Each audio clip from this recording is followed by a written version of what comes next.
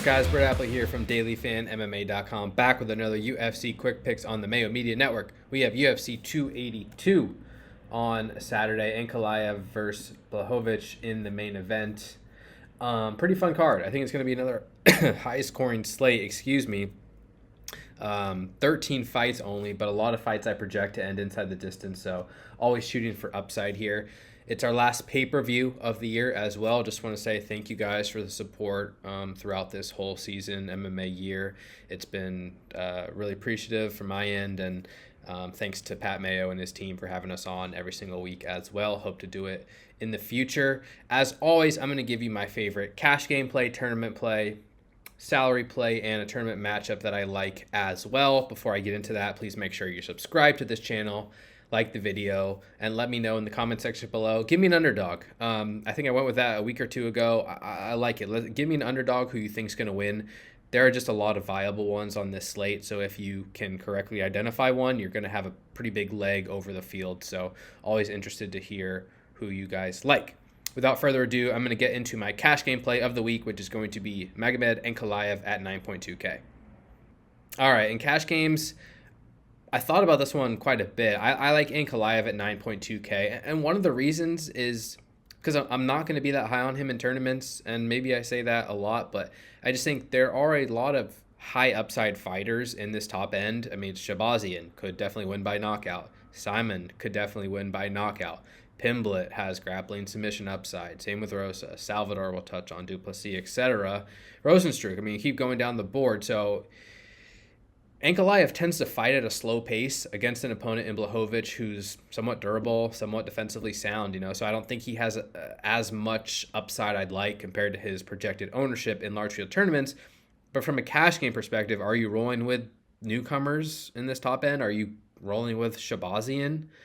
Paddy Pimblett? Like, who's your go-to? And for me, I tend to lean toward the main events. 5 rounds. Ankalaev, another pretty safe fighter.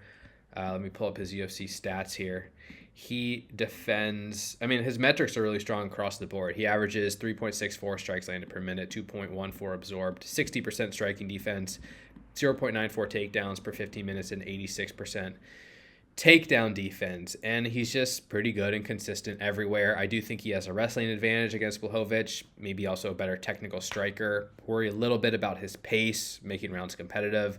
Worry a little bit about durability, but he's minus 275 in this spot and has a pretty good inside the distance line of plus 105. So that combined for 9.2K with 5 rounds, I think Ankalaev rates out pretty well, and I think he's also safer than a lot of other fighters in this top range. So going to be hesitant to target him in tournaments fully, but Ankalaev will be my cash game play of the week at 9.2K.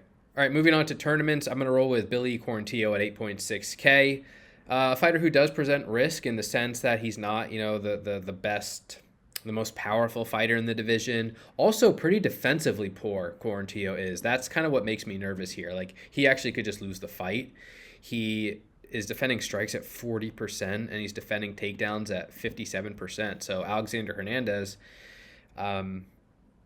who's inconsistent, may struggle in spots, which we'll talk about, but Hernandez could take him down. Hernandez could hurt him.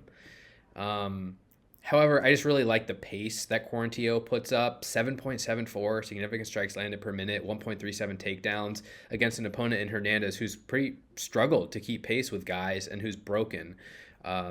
Dober knocked him out. Cerrone knocked him out. Moicano submitted him. And unless he's dominating Quarantillo, unless he's on top holding him down, I worry that Quarantillo is going to strike at too high of a pace. Hernandez is going to get tired, making his cut down to featherweight for the first time here, and Quarantillo is going to have KO upside, and he is plus, I have to pull it up, minus 170 to win and plus 155 inside the distance. So I guess the risk is just that, without a knockout, I don't think Quarantillo is hitting a ceiling. But if he does win by knockout, he just has a ton of upside because he fights at such a high pace. Like, we've seen 141 and 131 point scores out of him. Like, that, few fighters on this slate are capable of reaching scores that high. And that wasn't even in like a first minute KO. That was second round win and a third round win. Like Quarantillo can produce a ton of volume. 8.6K is a decent price tag. Probably will be moderately owned, but I'm willing to take chances on Quarantillo in tournaments. All right, next up, my salary play of the week. I'm going to go with Chris Daukaus at 7.5K. Not a fighter, again, who I'm super comfortable in actually winning the fight. He's plus 145 to beat Yair Rozenstruik, and obviously Rozenstruik could knock him out. And the reason, kind of like where I went with Tuivasa, was that the last card on one of these recent slates against Pavlovich, and that obviously did not work out. But it's just a high variance type of fight. You know, two guys who are going to go in there, stand and trade. Obviously, Rozenstruik's very technical, and Daukaus has been knocked out in his last two fights. So Rozenstruik winning by knockout is very much in play. Rozenstruik's a good target as well on DraftKings, but Rozenstruik lands 2.8 strikes per minute. I mean, 45% striking defense, and he's pretty poor on the ground. And he's also been knocked out in two of his losses. So even if Rozenstruik's more technical, if these guys are standing and trading, I think Daukaus has KO upside. And Daukaus has also said, I'm not going to stand and trade with him. Like, he has a black belt in jiu-jitsu. Theoretically, Daukaus should have the advantage on the mat. I don't really project him to wrestle much, but he says he's going to, and it would make sense for him in this matchup. So Daukaus has an additional path to victory. He's, plus 145 to win, plus 215 inside the distance. That's really good for 7.5K.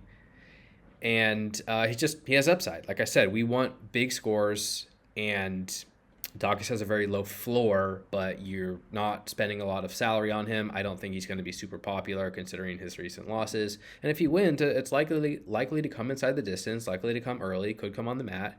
He just has a very high ceiling, and I'm willing to take risks on him for sure in tournaments. He'll be my salary play of the week at 7.5K. All right, and finally, my tournament matchup of the week, I'm going to go with Vinicius Salvador versus Daniel da Silva. Salvador is a big favorite at minus 250. Da Silva plus 210 on DraftKings. Vinicius 8.9K. Da Silva 7.3K. I mean, this fight is minus 600 to end inside the distance, which is insane for what are these guys? Flyweights? Flyweights. And we've seen Daniel da Silva's 3 UFC fights.